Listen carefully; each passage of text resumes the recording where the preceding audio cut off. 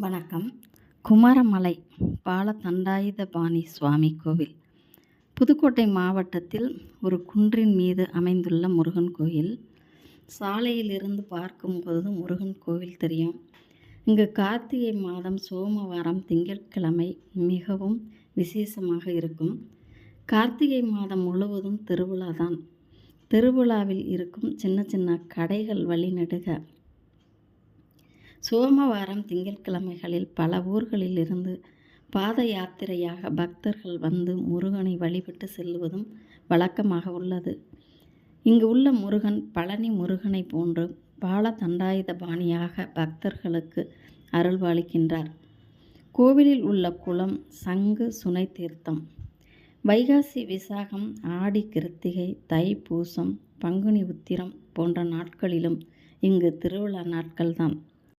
இந்த கோயிலில் உள்ள முருகன் பழனி பாலதண்டாயுதபாணி சுவாமியாக தன் மீது பக்தி கொண்ட பக்தர் ஒருவருக்கு காட்சி தந்ததால் பழனி பாலதண்டாயுதபாணி சுவாமியாகவே காட்சி தந்து மக்களுக்கும் பக்தர்களுக்கும் காட்சியும் அருள் ஆசியும் தருகிறார்.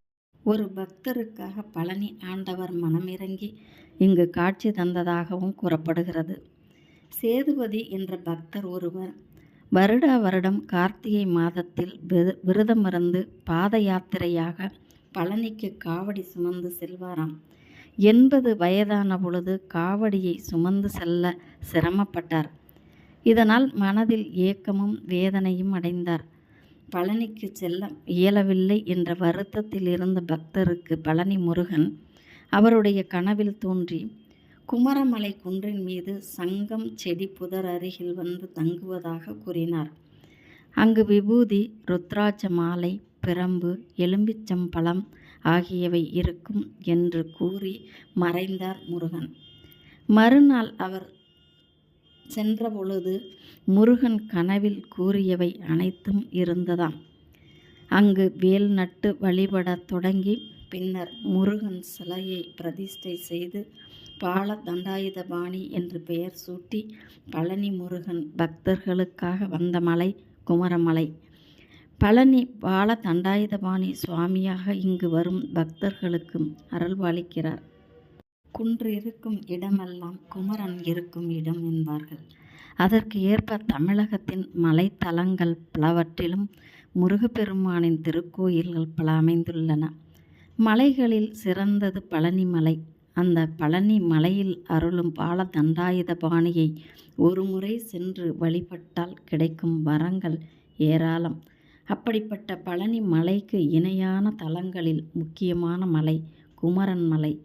இதை குமரமலை என்றும் சொல்வார்கள்.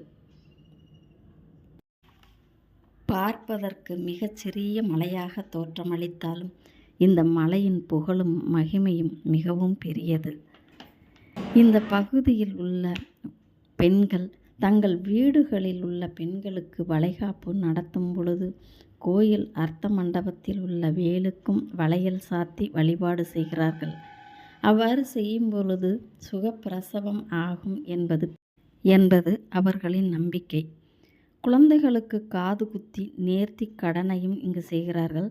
வாத நோய்க்கு பிரார்த்தனை செய்து குமரமலை அடிவாரத்தில் உள்ள தீர்த்தத்தில் நீராடி முருகனை தன்னால் முடிந்த அபிஷேகம் அர்ச்சனை செய்து வழிபாடு செய்வதால் வாத நோய் நீங்கும்.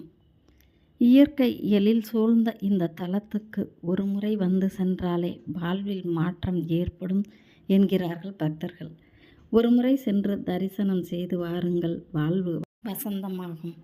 சங்கு வடிவத்தில் குமரமலைக்கு மேல் சுனை தீர்த்தமும் உள்ளது. இதில் ஆண்டு முழுவதும் தண்ணீர் உள்ளது. இங்கிருந்து சுவாமி அபிஷேகத்துக்கு தேவையான புனித நீரும் எடுக்கப்படுகிறது. இந்த புனித நீர் கோவிலில் தீர்த்தமாகவும் வழங்கப்படுகிறது.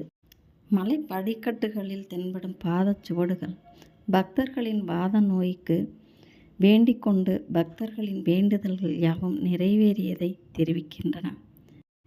மலை மேல் இருந்து பார்க்கும் பொழுது ஒரு பெரிய குளம் உள்ளது. அதன் நடுவில் பெரிய பாறைகளும் உள்ளது. மலையின் மேலிருந்து பார்க்க அழகாக உள்ளது. முருகன் சன்னதிக்கு அருகிலேயே ஐயப்பன் சன்னதியும் உள்ளது. கிரக தோஷங்கள், நாகதோஷம் உள்ளவர்களுக்கு இங்கே முருகப்பெருமான் சன்னதியிலே சிறப்பு யாகம் செய்யப்படுகிறது. இதில் கலந்து கொண்டு தரிசித்தால் விரைவில் தோஷங்கள் யாவும் விலகும். இங்குள்ள சொர்ண ஆகர்ஷண பைரவர் ரொம்பவும் சக்தி வாய்ந்தவர். இவரிடம் வேண்டிக் கொண்டு கடன் தொல்லையிலிருந்து மீண்டு வந்தவர்களும் ஏராளம்.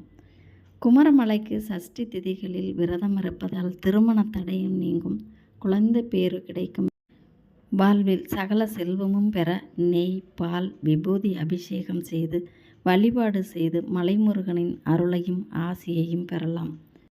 மலையின் மேல் படியிலிருந்து பார்ப்பதற்கு இயற்கையான அழகு நம்மை வெகுவாக கவர்கிறது. காலையிலும் மாலையிலும் நடை திறந்திருக்கும். கோவிலுக்கு அருகில் சென்று இறங்கிக் கொள்ள குறிப்பிட்ட நேரத்திற்கு மட்டும் பஸ் வசதி உள்ளது. அல்லது புதுக்கோட்டையிலிருந்து காரையூர் செல்லும் வழியில் 12 கிலோமீட்டர் தொலைவில் குமரமலை விளக்கு என்னும் இடத்திலிருந்து இறங்கி குமரமலை வளைவிலிருந்து 1 கிலோமீட்டர் தூரம் வரைக்கும் கோயிலுக்கு நடந்து செல்ல வேண்டும். வண்டி, கார்கள் வந்து செல்றதுக்கு சாலை வசதி உள்ளது. வழியில் சிவன் தலமும் ஒன்று உள்ளது. விசேஷ நாட்களில் அறுசுவை அன்னதானமும் நடைபெறுகிறது. பழனி மலைக்கு சென்று பால தண்டாயுதபாணி சுவாமியை தரிசனம் செய்த மன நிறைவு கிடைத்தது. நன்றி, வணக்கம்.